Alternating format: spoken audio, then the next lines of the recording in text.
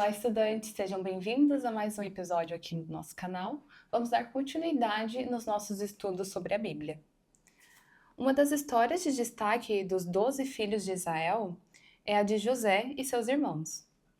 Poderia contar a história de José e quais ensinamentos colhemos dessa significativa história? Com certeza, Amanda. Antes disso, uma saudação especial aos nossos estudantes que nos acompanham nesses estudos. E para falar da história de José e seus irmãos, a gente resgata essas 12 tribos de Israel. Então, Israel, Jacó, teve 2 filhos com Raquel, que era sua esposa preferida. Ele teve o José e Benjamim. O José, ele era o filho predileto de Israel. Tanto que ele cresce em meio aos seus irmãos e recebe presentes diferenciados de seu pai. E aí isso vai alimentando nos seus irmãos sentimentos de inveja. Tanto que José cresce e em algum momento os seus irmãos, eles prendem, trancam ele num poço e posteriormente vendem para mercadores que vão levar José lá para o Egito. Para o pai, eles dizem que José foi assassinado, tanto que até tingem a sua túnica com sangue de animal para dizer que ele foi assassinado. Lá no Egito, o que acontece? Ele é vendido para um dos serviçais, um dos oficiais do faraó, que é o Potifar. O Potifar, ele percebe já um diferencial no José, só que ele foi acusado na época de ter estuprado a esposa do Potifar. Essa esposa, ela se apaixona pelo José, José não quer ficar com ela e ela fala que ele abusou dela. Então ele é preso e lá na prisão o copeiro e o padeiro do faraó conhecem o José, tanto que José ele interpretou os sonhos do copeiro e do padeiro. Mais tarde o faraó vai ter um famoso sonho que só o José quem consegue interpretar, porque o copeiro falou que ele interpretava sonhos, então chama José para conversar com o faraó, que é aquele sonho dos 7 anos de vacas gordas e 7 anos de vacas magras.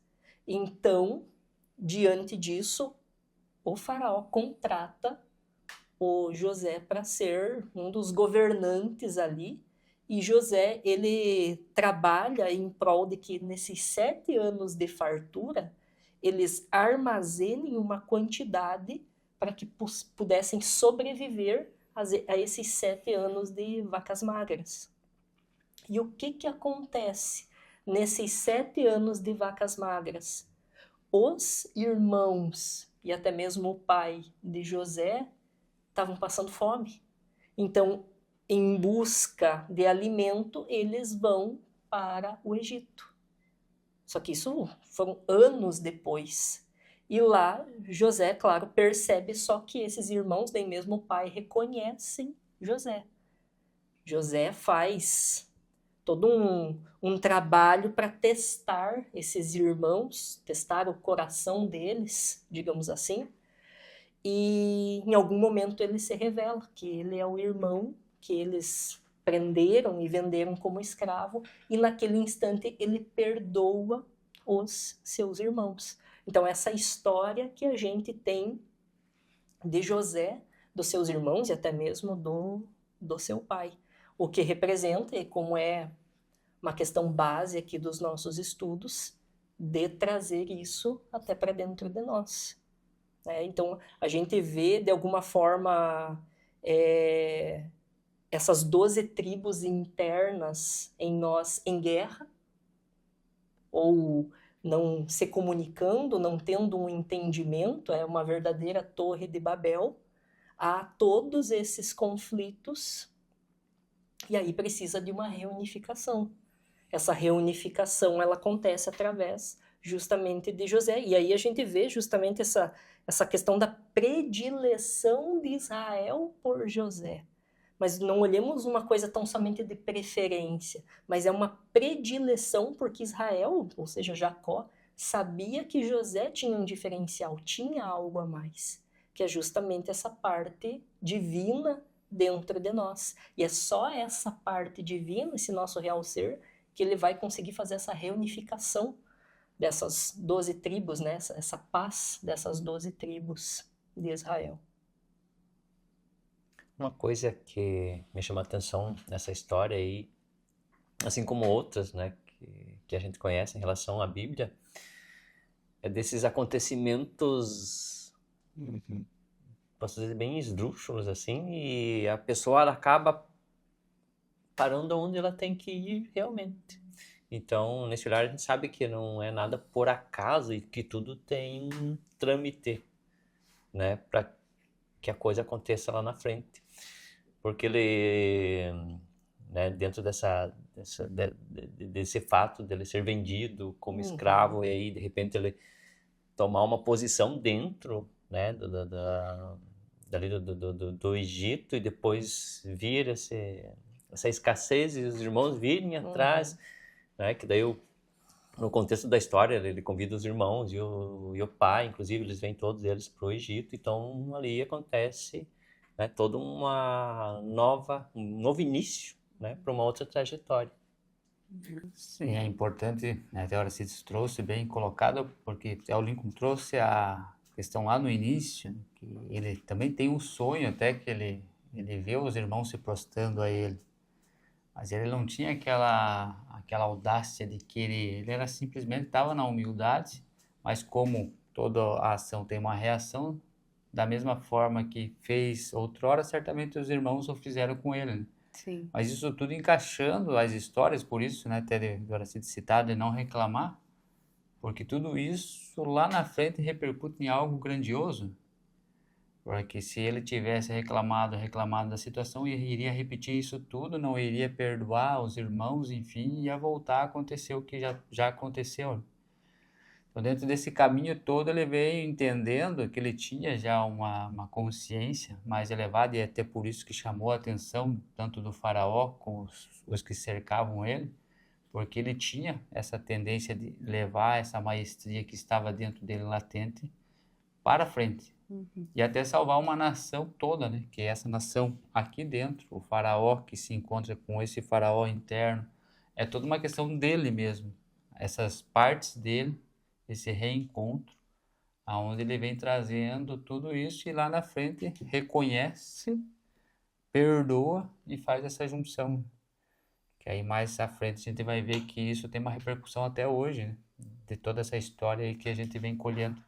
Tanto que se ele tivesse essa questão da vingança dentro dele, uma vez que ele estivesse no poder lá como um dos governantes auxiliares do faraó, era a questão dele falar com o faraó que tinha que invadir determinado povo e matar esses irmãos, né? Trazer até como escravos de alguma forma, mas não, ele não entra nesse jogo e trabalha para que faça o contrário, porque até esses irmãos vindo até ele, é ele de alguma forma já fazendo essas pazes com ele. Isso é uma coisa que acontece muito na nossa vida, porque questão de conflitos, de mágoas e assim por diante, se a gente trabalha isso internamente, esse perdão, principalmente até esse pedido de perdão, as questões que aconteceram externamente, elas se apaziguam. E José tem muito a nos ensinar nesse exemplo, nessa história. Sim, e para quem está fazendo um trabalho, quem está fazendo essa autoobservação, essa análise em si mesmo, percebe esse retorno de algo que você pode punir porque fizeram alguma coisa, e aí você faz o contrário, você perdoa e ainda ajuda, então você anula. E além disso, você ainda ganha, né, uma compreensão em relação a isso. Por isso que a escolha sempre está nas nossas mãos, né? Porque a gente decide Sim, o que fazer. e a própria natureza, ela colabora incessantemente para que nós consigamos fazer todo esse trajeto. No entanto, nós que não aceitamos essas reações. Daí nós olhamos para a natureza como se ela estivesse nos punindo. Não, ela está fazendo o trabalho dela. Daí nós que temos que parar de reagir nesse sentido. Sim, e até todo esse acerto de contas com essa ancestralidade dele mesmo, né? Que veio ali para mostrar e ele conseguiu realmente fazer todo esse caminho desse perdão aí. Sim, porque ele tinha essa questão desse dom, essa questão de consciência, e mesmo dentro no caso ali enjaulado, né? A questão que ele foi preso, poderia só estar reclamando, mas ele Sim. estava usando que em prol de ajudar os que estavam ali, enfim, isso vai se destacando. E aquele que está num caminho, né, não importa onde ele esteja, mas o que ele faz com o estado de consciência presente, ele se destaca em qualquer um dos lugares. E a gente foi colocado e está colocado aonde realmente a gente precisa aprender. Em vez de a gente aprender, a gente fica refutando isso e fica repetindo. Então, quando a gente começa a entender isso, que as histórias, todas essas histórias que a gente vem vendo da Bíblia Sagrada, né, que a gente veio falando sobre o sagrado, é justamente isso. É você compreender que é uma história de você mesmo a todo instante, se repetindo até que você entenda, compreenda e consiga, e com isso, realmente trilhar esse caminho. Sim. E a partir desta reconciliação de José com seus irmãos, anos depois surgem dois personagens muito importantes no Antigo Testamento, que são Moisés e seu irmão Arão. Quais os significados esotéricos que podemos destacar da história de Moisés? Então, antes até uma questão dessa ancestralidade, porque Moisés, os três irmãos, né, Moisés, Arão e a Miriam, eles são da tribo de Levi. Então, calcula-se mais ou menos que se passaram de 200 a 400 anos depois dessas histórias de José e seus irmãos. Porque na Bíblia relata assim de que os faraós que entraram já não lembravam mais da importância de José. E os hebreus eram muitos na terra de Egito. Tanto que a gente tem lá o Levi, depois Coate, Amrão, que Amrão é pai de Moisés, de Arão e de Miriam.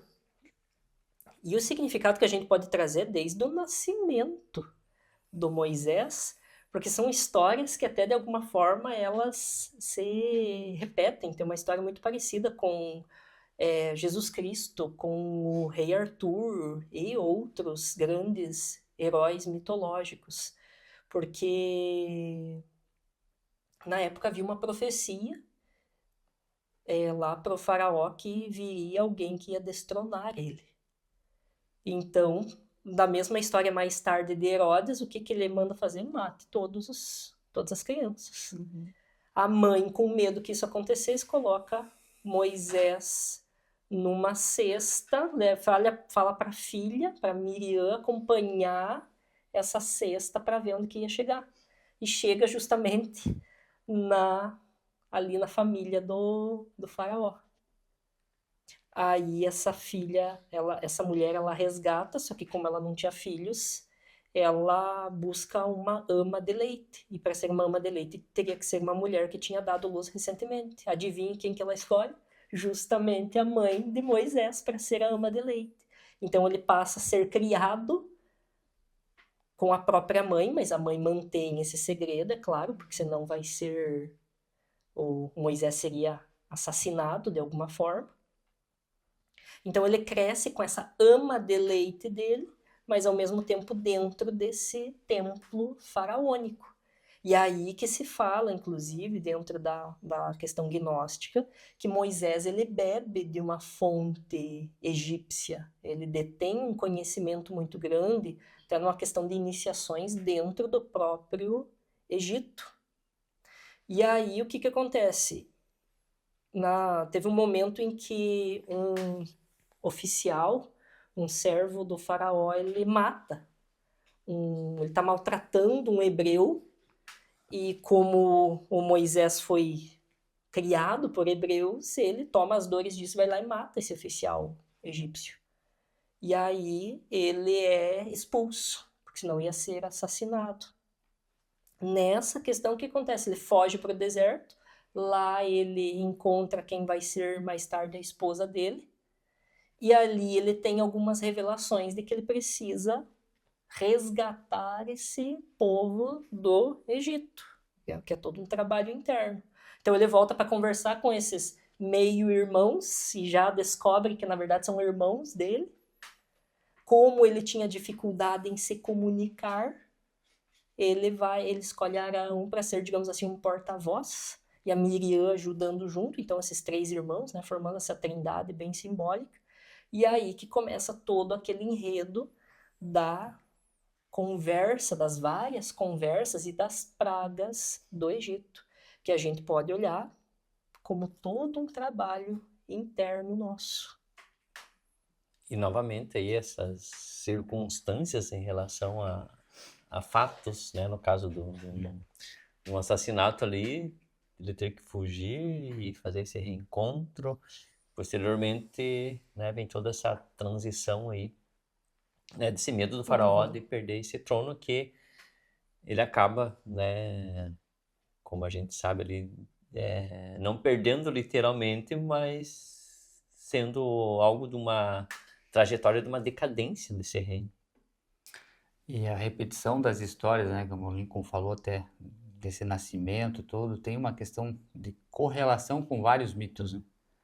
Até essa parte que chega um ponto em que o povo esquece o faraó aí como questão egóica, que está forte e fortalecido, né? Deixa todo esse demais pensamentos todo como escravos, né? Então vem um resgate, assim como Jesus, né? O Cristo veio também para fazer um resgate de muitos que estavam adormecidos, né? Perante toda essa questão ilusória que a gente vem vendo desde a questão de Sodoma e Gomorra e tudo mais, né? Que a gente vem vendo também aonde as degenerações vão acontecendo. Então elas vão se repetindo essas histórias, né? Para que a gente consiga perceber isso e ali da mesma forma. Chega um ponto que ele se elevou, mas fica na evolução, nesse pêndulo, daqui a pouco ele desce de novo. Entendendo isso, eu tenho que resgatar o que é dele e fazer essa travessia com esse povo interno para se chegar à Terra Prometida. E dentro de todo esse simbolismo que tem, né, Arão, Miriam e ele, né, a gente vê que tem a tábua da lei de Moisés, que é a Arca da Aliança, né, que contém esses 3 objetos ali. Tem a vara de Arão e tem o maná, que é de Miriam. Então ali a gente entende aí toda essa questão das leis da retidão, dessa questão do trabalho, né, essa representação fálica que é a vara de Arão nesse trabalho iniciático. E esse maná que é esse alimento dessa transmutação pura, que isso forma essa Arca da Aliança, que é realmente para se chegar a essa terra prometida sem esses 3 objetos colocados nessa arca, não se tem como. Né? É até isso que se percorria muito atrás dessa Arca da Aliança como algo terreno, mas é algo que todos têm aqui dentro. Só precisa o quê? Fazer um entendimento, compreensão e usar e trabalhar com esses objetos. Tanto que, se você analisar geograficamente, até essa saída de Moisés do Egito, você levaria 40 dias caminhando. Do Egito até Israel. Ele levou 40 anos, e você se pergunta, mas por que tanto tempo? Mas olhemos esses 40 anos como 40 anos de um trabalho interno, porque até ele fala, essa geração que saiu do Egito é uma geração muito impura. Ela não é digna de entrar em Israel. Eu preciso vagar, ele vai vagar 40 anos no deserto para que essa geração morra, venha uma nova geração, e isso tudo internamente. É o trabalho dele, é uma purificação dele para que ele entre na Terra Prometida. Ele não entra na Terra Prometida justamente pelo pecado. E é bem curioso, porque uma das questões que fez ele não entrar na Terra Prometida é porque ele tirou água da pedra, em algum momento, por não confiar, não ter fé em Deus. Esse tirar água da pedra é justamente uma questão simbólica de uma queda sexual. Então ele perde a sua energia, ele e o irmão perdem essa energia e não entram nessa Terra Prometida, vindo mais tarde, em outra existência, para terminar o seu trabalho. E é importante destacar esse ponto da purificação, porque a gente vê até nesse olhar simbólico do número 40, né, que até numa questão de uma pandemia a gente faz que uma quarentena justamente para que cesse, né, esse olhar de algo impuro e que vá se purificando, ou seja, para afastar toda essa contaminação.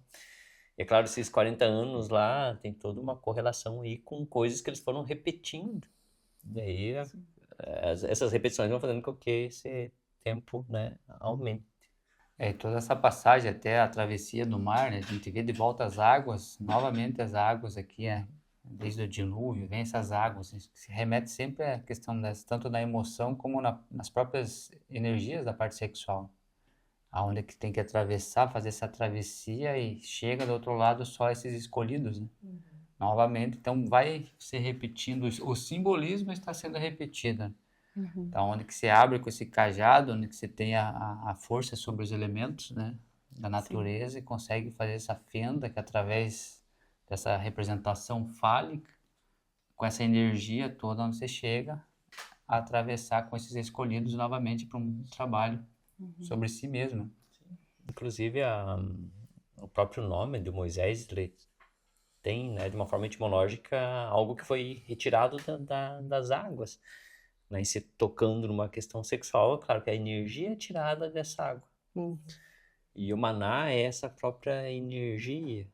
Então, esse cajado, ele é a própria coluna, e para quem faz todo esse trabalho de transmutação, relacionado, claro, com as leis, não tem erro, um momento chega nessa terra prometida.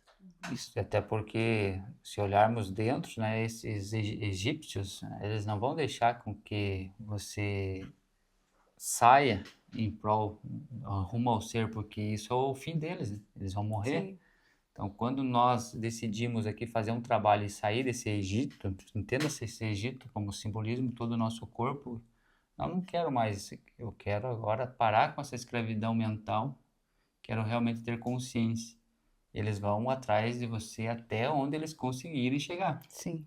Então, aí depois que você atravessa essas águas, se você purifica tudo isso, ali eles não conseguem mais alcançar. Dentro de nós é da mesma forma, então vai ter toda essa multidão atrás, vão querer, porque nós somos escravos dessa parte mental. Enquanto não entendermos a parte mental, a gente vai ficar escravizado.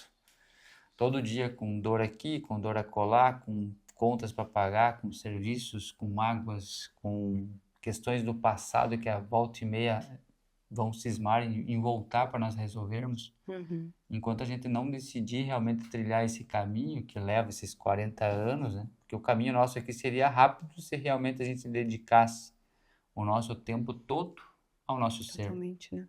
Mas quanto tempo perdemos durante um simples dia, imagine em anos, para nós sairmos desses triviais caminhos e pegar o caminho reto, que daí seria muito mais rápido, como o Lincoln falou, do que ficar todos esses anos, mas porque precisa aprender, Exatamente. repetindo situações e questões até que aprendamos e aí sim cheguemos a essa terra prometida.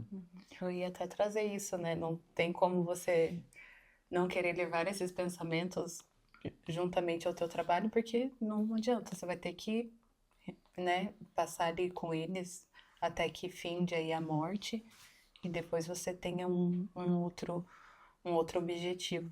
E realmente essa questão, né, que você trouxe do dia ali, o que realmente a gente oferece, né, no final do nosso dia, se for analisar bem, a gente não consegue ter nenhuma oferta ali, porque, né, passou o dia ali todo em prol do pensamento e Sim, foi o que aconteceu, né? Que dentro dessa questão de José, quando ele chegou a essa consciência para tomar o lugar do faraó, então teve toda essa derivação, mas foi se perdendo de volta. Aí chegou um tempo que esse faraó de volta escraviza, porque falta consciência, foi se perdendo, se fragmentando todo o caminho de novo. Aí nós aqui reclamamos, né? Não tem quem não reclame que esteja nesse mundo, a não ser que esteja consciência. Porque reclama do frio, do calor, da fome, do serviço, da sexta-feira, da segunda-feira, de tudo que for reclama. Então, enquanto não pegarmos e realmente começar a entender de onde que vem esse sofrimento, o que fazer para cessar esse sofrimento e adentrar no nosso estudo de todo esse livro sagrado aqui que está dentro de nós, abrirmos página por página e verificar o que contém de coisas realmente sagradas ou não, a gente vai ficar vagando nesse deserto e vai morrer sem ver essa terra prometida. E é importante a essa altura desses 5 episódios até aqui colocados, que às vezes o estudante ainda pode se perguntar, mas essas histórias que aconteceram, elas são verdadeiras? Elas aconteceram mesmo ou não? Não cabe a nós, e não é o objetivo desses estudos, abarcar a veracidade dessas histórias, mas a gente olhar o viés mitológico. Porque assim como existe a mitologia nórdica, existe a mitologia greco-romana, a mitologia maia, asteca e assim por diante, também existe essa mitologia abraâmica, essa mitologia judaica. E o que a gente precisa fazer nesses estudos gnósticos é extrair, voltando lá no início dos nossos episódios, é extrair a essência. O que nós conseguimos captar dessas jornadas desses heróis? Porque o que a gente vê aqui, e muitas vezes nós falamos como essas histórias elas se repetem, como são parecidas essas histórias, mas é porque elas trazem essa jornada do herói, esse drama cósmico de um Cristo interno que está se trabalhando com esse fim, essa finalidade dessa autorrealização íntima do ser. Então o estudante olhe para as histórias e traga elas para dentro de si, para que realmente você saia do campo da fantasia, ou de buscar o certo ou o errado, ou se existiu ou não existiu, mas o que você traz para a sua jornada. Porque se você for traçando paralelos dessas histórias com o seu dia a dia, em muitos momentos você vai conseguir cruzar esses dados e ver de que, de alguma maneira, buscando o real ser, você vai viver essas histórias. E quando nós nos propomos a fazer esses estudos, é justamente para que, ao longo da nossa jornada, quando nós nos depararmos principalmente com grandes desafios, que a gente lembre, mas isso aqui me lembra a história de José, isso me lembra a história de Moisés, isso me lembra aquela história de Noé, e assim por diante, para que a gente siga firme na nossa jornada rumo à autorrealização íntima do ser. É bem importante isso que o Lincoln colocou, porque o objetivo, né, de a gente estar estudando a Bíblia é justamente extrair essa essência. O que contém ali, a gente sabe que quem escreveu passou, trabalhou, trilhou, então deixou esse mapa para nós. Até tem a história que diz que quando se aponta o dedo para mostrar algo, né, o sábio olha para onde está apontando e o tolo olha para o dedo.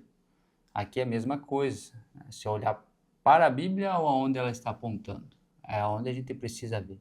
Aí pegando todas as mitologias, a gente vai extrair de todas elas um contexto para o nosso caminho. Isso também não remete somente a casos específicos, mas das nossas histórias, dos nossos pais, avós, nossa nação, histórias às vezes que não têm cabimentos, todas elas estão te trazendo algo no teu inconsciente que você precisa resgatar. Então começa a fazer um trabalho de autoobservação, você começa a analisar que nada é por acaso. Tudo que vem até você, de alguma forma, foi algo que você plantou e está vindo para que você colha agora o que você deixou nesse simbolismo de tudo isso que ocorreu até então. Como viemos parar aqui, né, no Brasil, como é que viemos parar nessa família, o que fez essa reunião de pessoas aqui estudando. Tudo isso tem símbolos a toda hora contendo, porque o objetivo de estarmos aqui é despertar. E se a gente não observa, não se auto-observa, não faz essa análise e essa síntese, jamais a gente vai conseguir galgar e chegar a essa Terra Santa. Então, todas essas narrativas da Bíblia, elas são riquíssimas. E elas apontam um X nesse mapa.